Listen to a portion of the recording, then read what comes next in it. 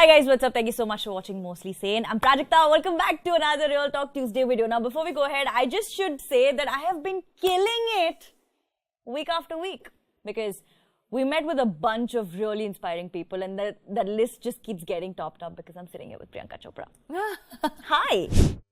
Bunch of a large number or amount of something, मतलब जब किसी चीज की बड़ी मात्रा को दिखाना होगा हमें या बताना होगा तो हम इस वर्ड का यूज करेंगे, या किसी चीज के बहुत से अंश को अगर हम बताना होगा हमें तो इस चीज को हम यूज करेंगे इस वर्ड को।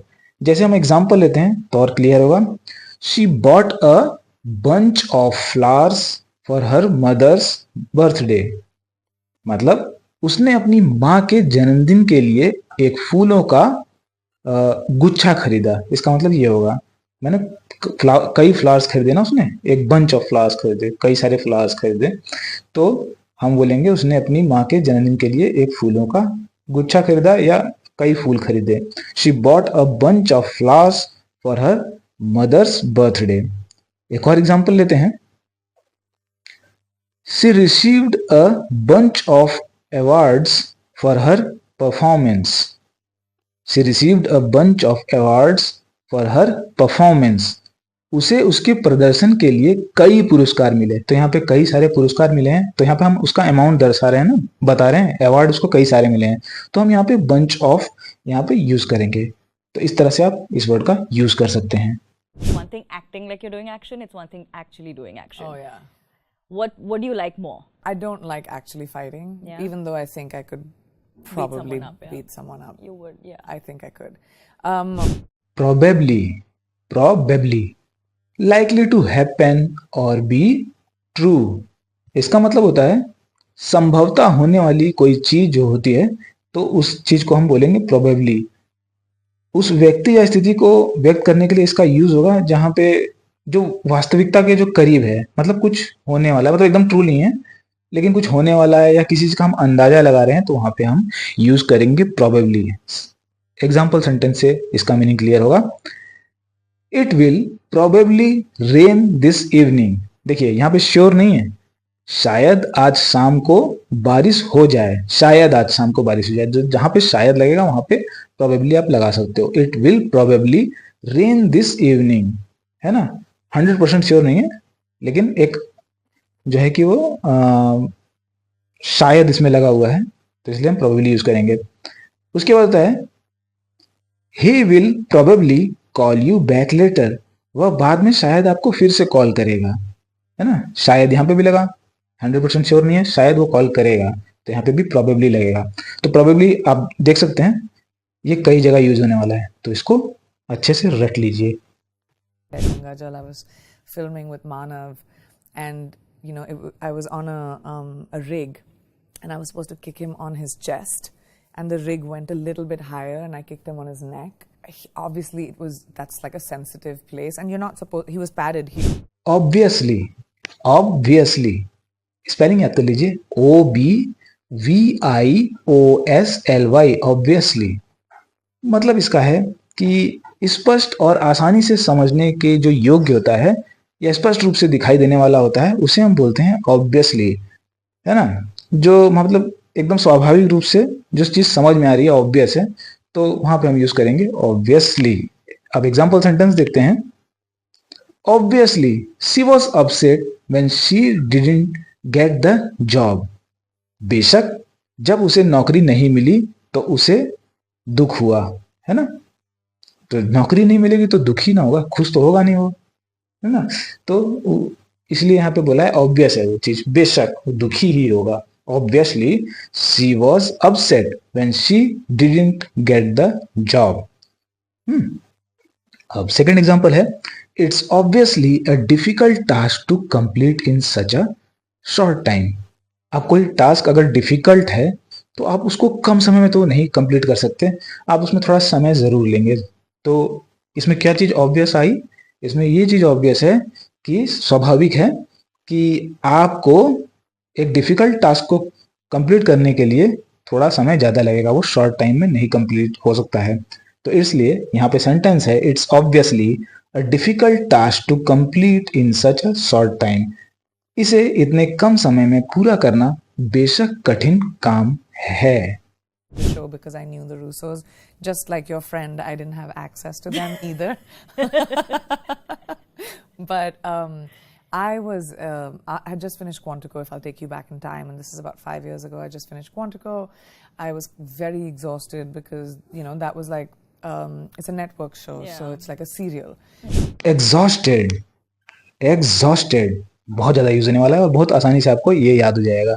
इसका मतलब होता है very tired, completely used up. जो जब हम एक तो बोलते हैं हम टायर्ड, मतलब मैं थक गया हूँ, और जब बोलना होगा कि एकदम थक गया हूँ मतलब कुछ कर ही नहीं सकता, बहुत ज़्यादा थक गया हूँ, तो वहाँ पे आप एग्जॉस्टेड का यूज़ कर सकते हैं। ये वर्ड आपके लिए बहुत ही प्रॉपर होगा। और कंप्लीटली यूज्ड अप इसका मतलब होता है जब किसी चीज़ का पूरी तरह से यूज जब हो जाता है तो उसको भी हम एग्जॉस्टेड बोलते हैं। आइए देखते हैं example sentence. She felt exhausted after running the marathon. जब आप मैराथन दौड़ेंगे तो आप एग्जॉस्टेड हो ही जाएंगे, क्योंकि मैराथन बहुत लंबी दौड़ होती है, तो उसमें थकान होना लाजमी है। इसके बाद आप मतलब कुछ कर ही नहीं पाएंगे, तो इस केस में आप बोलेंगे exhausted. She felt exhausted after running the marathon. Second example देते हैं। He was too exhausted to finish his homework last night.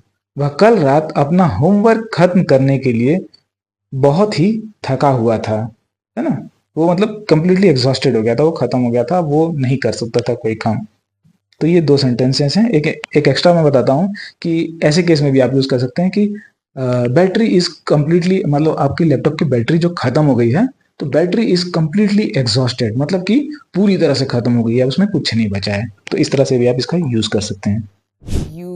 Don't just take the lines and say them, right? Like our jobs are to infuse personality into it. So the personality that I choose to infuse into each character has to be different than something I've done before. I don't like repeating characters. I don't like repeating personality traits. There are 7 billion people in this world. You can pick from anyone. Personality traits. अब ये जो word है ये आपको interview वगैरह और बहुत जगह ऐसी जगह पे सुनने को मिल जाएगा। इसका मतलब होता है कैरेक्टरिस्टिक्स और qualities that make up an individuals distinctive characters. मतलब इजी वर्ड में किसी व्यक्ति के गुण जो होते हैं उसको हम बोलते हैं पर्सनैलिटी ट्रेट्स, है ना। उस व्यक्ति के गुण, उसके व्यक्तित्व के जो गुण होते हैं उनको हम बोलेंगे पर्सनैलिटी ट्रेट्स। अब देखिए एग्जाम्पल समझते हैं। जैसे optimism and honesty are admirable personality traits. Optimism मतलब आशावाद, मतलब कि जो ऑप्टिमिस्टिक जो पर्सनैलिटी होती है, तो वो अगर बहुत खराब सिचुएशन में भी वो अच्छा सोचता है, उसको बोलते हैं ऑप्टिमिज्म। तो आशावाद और ऑनेस्टी आप जानते हैं, ईमानदारी, एक सराहनीय एडमायरेबल, जिनको सराहना को बोलते हैं एडमायरेबल, सराहनीय व्यक्तित्व गुण हैं। तो क्या है? Optimism and honesty are admirable personality traits. तो ये पर्सनालिटी ट्रेट्स है ना, किसी के अंदर इसको बोला जाता है कि वो आशावादी है और वो ऑनेस्ट है, वो मतलब ईमानदार है। तो ये पर्सनालिटी गुण है व्यक्ति के। सेकंड एग्जांपल है, she possesses various personality traits that make her unique. Possesses मतलब उसके पास है ना, उसमें विभिन्न व्यक्तित्व गुण हैं जो उसे विशिष्ट बनाते हैं, स्पेशल बनाते हैं, है ना। वो यूनिक है। कुछ ऐसे उसमें पर्सनालिटी ट्रेट्स हैं, मतलब कई सारे ऐसे पर्सनालिटी ट्रेट्स हैं उसमें जो उसको एक यूनिक बनाते हैं। वो बहुत ही ऑनेस्ट है, वो खराब से खराब सिचुएशन में भी अच्छा काम कर लेती है, वो प्रेशर में भी अच्छा काम कर लेती है, वो स्पोर्ट्स भी खेलती है, वो अच्छा बोलती भी है। तो ये कई सारे पर्सनालिटी ट्रेट्स हो गए ना जो उसको यूनिक बना रहे हैं। तो ये 2 सेंटेंसेस से आपको क्लियर हो गया होगा। Choose. So I really work very hard. I'm a very prep-oriented actor. I spend a lot of time preparing to get to know my characters, to break them down, and I very deliberately try to be different than what I have done before, because obviously I've done a lot of stunts and action stuff before. So I think that is one of the greatest joys. Deliberately. Spelling याद कर लीजिए, DELI, deliberately, BERATELY, deliberately, मतलब है done consciously and intentionally. Intentionally मतलब कि कोई चीज जानबूझकर जब की जाती है तो उसको हम बोलते हैं डिलिबरेटली। जानबूझकर या इच्छापूर्वक कोई काम किया गया हो तो उसे हम बोलेंगे डिलिबरेटली। काफी ज्यादा वर्ड ये भी यूज होने वाला है। उसने उसको डिलिबरेटली मारा मतलब जानबूझकर मारा, है ना। तो एग्जाम्पल देखते हैं तब ज्यादा समझ में आएगा। She deliberately left early to avoid the traffic. मतलब उसने मतलब वो जानबूझकर जल्दी निकली ताकि वो जो ट्रैफिक है उससे बच सके, उसको अवॉइड कर सके। She deliberately left early to avoid the traffic. दूसरा example, he deliberately mislead everyone with false information. जैसे क्रिमिनल वगैरह होते हैं ना कोर्ट में, वो क्या करते हैं, डेलिबरेटली मिसलीड करते हैं, वो झूठी जानकारी देते हैं ताकि कोर्ट गुमराह हो जाए और उनको सजा से वो बच जाए। एक एग्जांपल ये है, उसने झूठी जानकारी से सभी को गुमराह किया, जानबूझकर उसने झूठी जानकारी से सभी को गुमराह किया। He deliberately mislead everyone with false information. ये जो मैं एग्जांपल बता रहा हूँ ना, इनको आप अच्छी तरह याद रखिएगा तो वर्ड अपने आप याद हो जाएगा आपको, क्योंकि जो इस तरह की जो एग्जांपल सेंटेंसेस होते हैं ना, तो इनकी वजह से हमको वर्ड अच्छे से याद हो जाते हैं। अगर हम डायरेक्ट अगर एक वर्ड का मीनिंग रटेंगे तो हमें जल्दी नहीं याद होगा। और इनको आप सोचिएगा भी और कहाँ कहाँ यूज कर सकते हैं, तो आपको और भी ज्यादा आइडिया होगा और ज्यादा दिन तक आपको ये याद रहेगा।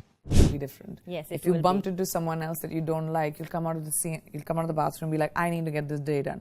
You know, your Yeah. intention just changes.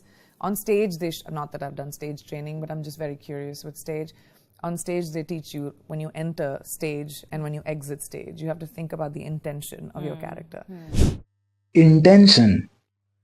Intention again बहुत ज्यादा यूज होने वाला वर्ड।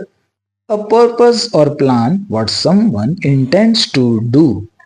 मतलब इसका मतलब अगर एक वर्ड में बताया जाए एक लाइन में, तो मतलब है किसी के कुछ करने का जो इरादा होता है उसको बोलते हैं इंटेंशन। इरादे को बोलते हैं इंटेंशन। क्या इरादा है उसका, व्हाट इंटेंशन, है ना।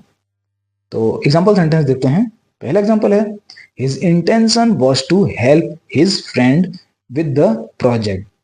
उसका मकसद अपने दोस्त की मदद करना था प्रोजेक्ट को करने में मदद करना था, उसका जो इंटेंशन था उसके दोस्त का, है। दूसरा एग्जांपल है, his intention was to surprise her on her birthday. उसका इरादा उसके जन्मदिन पर उसे अचानक से सरप्राइज देने का था। क्या था इरादा, क्या था इंटेंशन, क्या था, अचानक से सरप्राइज देना था उसके बर्थडे पे। तो आप इस वर्ड का भी इस्तेमाल कर सकते हैं अपने डेली लाइफ में, हिंदी के साथ। वो भी आप पूछ सकते हैं कि अच्छा तुम्हारा इंटेंशन क्या था इसके पीछे, ये बताओ मुझे। तो इस तरह से आप मतलब मिक्स करके यूज कर सकते हैं हिंदी और इंग्लिश के वर्ड। तो आपको धीरे धीरे करते करते इंग्लिश आ जाएगी अच्छे से। But I was still hungry, so I did it with Nasir sir. I did a workshop with him for about 10 days before Saat Khun Maaf. But I think that was a very, very telling. It really changed how I perceived scenes, and so that's what I mean by prep. Perceived मतलब to become aware of, know or identify by means of the senses। मतलब perceived का अर्थ होता है कि किसी चीज का अनुभव करना या किसी चीज को पहचानना या किसी चीज के बारे में जानना या उसके बारे में ज्ञात करना कह सकते हैं। एग्जाम्पल सेंटेंस देते हैं तो ज्यादा समझ में आएगा। जैसे the students perceived the teachers frustration with the class. मतलब छात्रों ने शिक्षक की कक्षा में असंतुष्टि को महसूस किया। मतलब जो स्टूडेंट थे उन्होंने क्या किया, महसूस किया ना, या ज्ञात किया कह सकते हैं, या महसूस किया टीचर्स की फ्रस्ट्रेशन को क्लास में, ठीक है। और दूसरा एग्जांपल है, he perceived a hint of sadness in her voice. He perceived a hint of sadness in her voice. मतलब उसने उसकी आवाज में दुख का एक संकेत महसूस किया। जैसे आप किसी से जब बात करते हैं ना, तो जो आदमी की जो टोन होती है वो चेंज हो जाती है। अगर वो खुश होता है तो एक तरह की टोन निकलती है, और जब वो दुखी होता है तो एक तरह की टोन निकलती है। तो इस केस में आप यूज कर सकते हैं परसीव्ड, मतलब कि जब आप उसकी आवाज में पहचानते हैं कि वो खुश है या दुखी है, तो आप क्या कर रहे होते हैं, परसीव कर रहे होते हैं, उसकी आवाज़ से आप महसूस कर रहे होते हैं कि क्या है, उसकी आवाज़ में दुख है या खुशी है। आई होप अब आपको वर्ड क्लियर हो गया होगा। नहीं क्लियर हुआ तो आप मेरे को कमेंट सेक्शन में बताइएगा, मैं और एक्सप्लेन कर दूंगा इसको। ठीक। As an actor and as a content creator and as a woman, that thank you so much for kind of not listening to what you were told and not following what everybody else kept doing, because you've paved a path for many, many, many women like me, and I appreciate that, because then I wouldn't know what to do. Pave a path, pave a path. मैंने एक एक word लेने के बजाय इसको एक sentence की तरह ले लिया है, क्योंकि एक एक वर्ड अगर लेता तो इसका मीनिंग एक अलग निकल जाता। अब इन तीनों को एक साथ यूज करेंगे तो इसका मीनिंग कुछ और निकलेगा, है ना। तो चलिए समझते हैं इसका मीनिंग। इसका मीनिंग है to prepare the way for something to happen और सक्सीड। अगर सीधे हिंदी मीनिंग निकाला जाए इसका, तो किसी चीज के होने या सफल होने के लिए मार्ग की स्थापना करना, मार्ग बनाना, उसको बोलते हैं पेव अ पाथ। जैसे हमारे समाज में या हमारे घर में ही जो हमारे बड़े होते हैं वो हमारे एक तरह से हमारे लिए एक रास्ता बना देते हैं, है ना। सक्सेस, अगर वो सक्सेस होते हैं, हमारा जो बड़ा है वो सक्सेस होता है, तो हमें वो बताता है कि इस ये चीज करोगे तो सक्सेस मिलेगी। मतलब वो हमारे लिए एक रास्ता बना देता है। क्या करता है, पेव कर देता है जो पाथ को।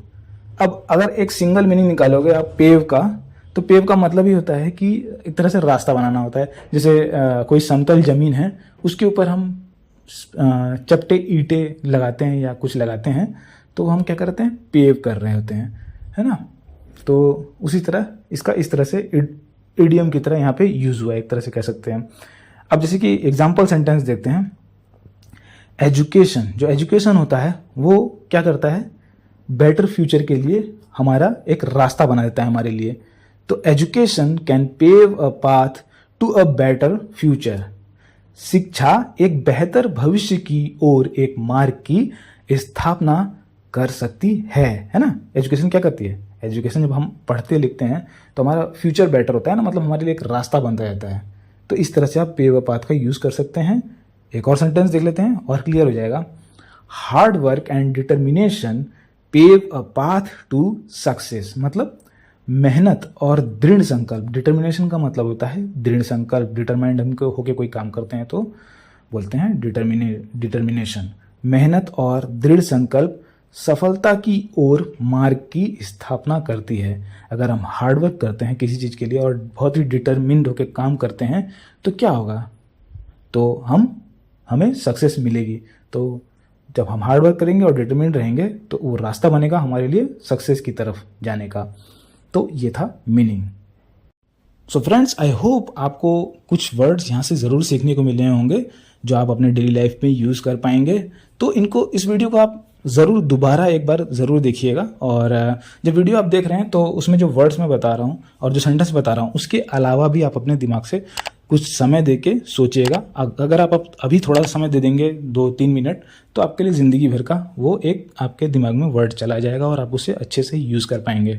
मैं चाहता हूँ आप ऐसे ही वीडियो देख के बस चले ना जाएं, आपको कुछ ना कुछ यहाँ से ज़रूर मिले, आप कुछ ना कुछ सीख के ही जाएं, मेरा यही मकसद है। तो फ्रेंड्स, वीडियो ज़रूर देखिएगा दोबारा, और आप बीच बीच में से भी देख सकते हैं जिससे आपको चीज़ें याद रहें। तो अभी के लिए बस इतना ही, मिलते हैं नेक्स्ट वीडियो में। तब तक के लिए अपना ख्याल रखिएगा और इंग्लिश बोलते रहिए।